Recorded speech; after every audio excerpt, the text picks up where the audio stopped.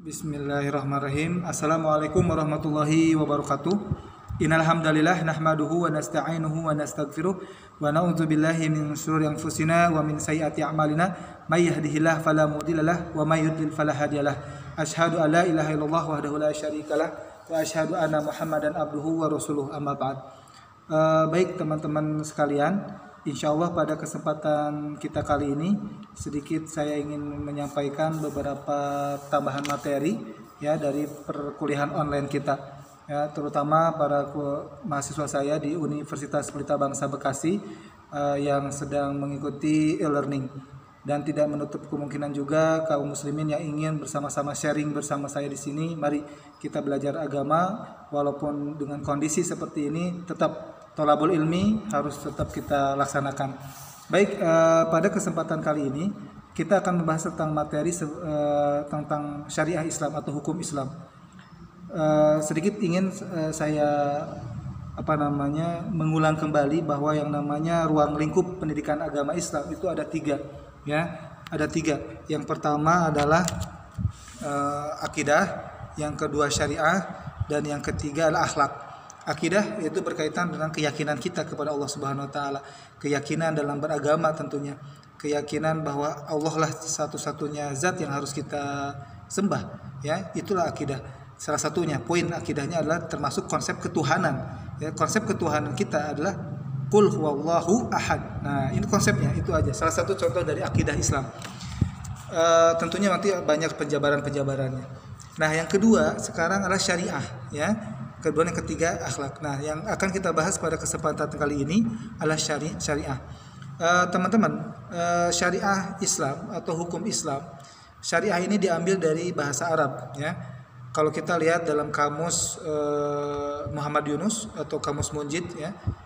Kalau saya lihat dalam kamus Muhammad Yunus dikatakan syar'a yashra'u syar'an, ya.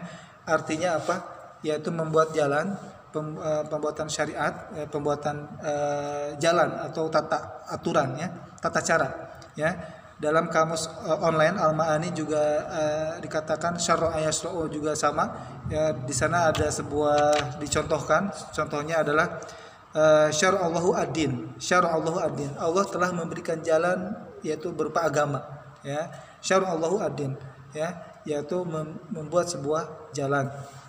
Kemudian dikatakan juga syar'a yusharri'u, syar'a yashra'u, ya. Syar'a yusharri'u ini yaitu al-fiqhiyah al-qanun, ya, yaitu undang-undang fikih, ya, undang-undang fikih, yang dimana di sana Allah SWT telah memberikan undang-undang yang wajib untuk diterapkan. Jadi kalau kita mengambil dari makna istilah atau makna bahasa syar'a yashra'u tadi, jadi syariah, makna syariah secara terminologi adalah sebuah aturan, sebuah tata cara ibadah yang harus kita jalankan sesuai dengan apa? Aturan Allah Subhanahu wa taala. Contoh kecilnya yang disebut yang agar kita memahami syariat itu apa? Contohnya, contoh kecil adalah ketika kita sholat 5 waktu. Mengapa harus sholat 5 waktu? Itulah syariat. Mengapa sholat subuh itu 2 rakaat tidak 5 rakaat, ya, itulah syariat. Mengapa haji dan umroh itu harus ke Baitullah di Mekah, di Arab sana, nggak di Cikarang, nggak di Bekasi, apalagi sekarang ada virus corona, gitu, ya. Mekah sedang ditutup, di lockdown, lantas kita langsung bikin Ka'bah di Cikarang, di Bekasi, di Depok. Apakah kita akan haji di Depok? Tidak sah. Kenapa? Karena tidak sesuai dengan syariah, ya. Nah, ini perlu dipahami, itu contoh kecilnya saja. Jadi makna syariah secara bahasa atau secara terminologi, kalau kita lihat dari segi bahasa, adalah untuk sebuah tata cara, ya, ibadah yang sesuai dengan aturan-aturan yang telah Allah tetapkan, gitu, ya, dan Rasulnya tentunya. Jadi mengapa para ulama dalam kajian-kajian fikih, selalu membahas sebuah istilah itu atau sebuah istilah sebuah istilah syariat itu pasti diawali dengan bahasa dulu, pemaknaan segi bahasa. Karena apa? Untuk memahami, masuk kepada makna istilahnya, Ya tadi secara bahasa syara yasra itu jalan gitu ya. Jalan, tata cara. Nah, kalau kita kembalikan kepada makna secara terminologi, berarti makna apa namanya? Makna hukum Islam itu, syariat Islam itu adalah tata cara yang harus kita ikuti sesuai dengan syariat Nabi dan Allah Subhanahu wa taala tentunya. Nah, kemudian ruang lingkup sekarang teman-teman ya. Ruang lingkup syariah Islam itu ada berapa sih? Ruang lingkup syariah Islam ini ada 6 ya. Yang pertama adalah dalam masalah ibadah, yang kedua adalah masalah muamalah, yang ketiga adalah masalah jinayah, yang keempat masalah siasah, dan yang kelima masalah akhlak, dan yang terakhir masalah umum, peraturan-peraturan lainnya. Baik, ruang lingkup hukum Islam dalam masalah ibadah yaitu peraturan ibadah. Ibnu Taimiyah mengatakan makna ibadah itu adalah al-ibadatu hiya ismun jami' likulli ma yuhibbullahu wa yardahu minal aqwal wal af'al adh-dhahirah wal batinah. Ya. Jadi yang namanya ibadah itu adalah seperangkat atau sebuah konsepnya ismun jami'un ya likulli ma yuhibbullah, segala sesuatu yang bisa mendatangkan kecintaan dan keridhaan Allah Subhanahu wa taala baik dari perkataan dan perbuatan kita. Ya, jadi ingat sekali lagi makna ibadah itu apa? Sebuah segala sesuatu yang bisa mendatangkan kecintaan dan keridhaan Allah Subhanahu wa taala. Jadi, kalau sekarang mengapa sholat dikatakan ibadah yang paling utama? Bahkan nanti sholat akan dihisab. Yang paling pertama kali akan dihisab di yaumil akhir adalah sholat, karena dalam sholat ada perkataan, ada perbuatan yang mendatangkan kecintaan dari Allah Subhanahu wa taala. Nah, jadi dari makna ini teman-teman juga harus diperhatikan nih. Ibadah itu bukan hanya sebatas ritual saja. Ya, contoh kayak sholat, kemudian ngaji. Ya, itu ibadah luar biasa. Ngaji itu pahala luar biasa. Satu kali kita membaca Quran, satu huruf yang kita baca dalam ayat-ayat Allah itu kita akan dikasih 10 kebaikan. Kalau kita baca alif lam mim berarti kita 30 dengan kata-kata ini. Nah, berarti selain dalam muamalah kehidupan kita bersosial ya, maka bermuamalah itu juga harus ada diperhatikan. Jangan sampai kita berbicara yang kotor, berbicara yang kasar, ya, misalkan dikit-dikit kampret, dikit-dikit anjir, misalkan sebetulnya anak-anak muda biasanya anjir, aduh, ini perhatikan, ini kata-kata ini mendatangkan pahala apa tidak? Kalau tidak mendatangkan pahala harus hati-hati. Jadi makna ibadah. Nah, ini ada syariatnya, bagaimana kita berbicara, bagaimana kita diatur oleh Allah SWT, bagaimana kita beribadah dan sebagainya. Kemudian dalam segi muamalah, ya, dalam segi muamalah yaitu peraturan sosial. Sekarang ada social distance ya. Jadi ada pembatasan sosial dikarenakan ada virus ini, tetapi bukan berarti kita memutus silaturahim ya dengan yang lainnya. Tetap muamalah. Nah, di sini ada syariat bagaimana kita bermuamalah ya. Dalam masalah jinayah, misalkan dalam masalah peraturan hukum ya, bagaimana Allah SWT telah mengatur hukum tentang pencuri dan sebagainya.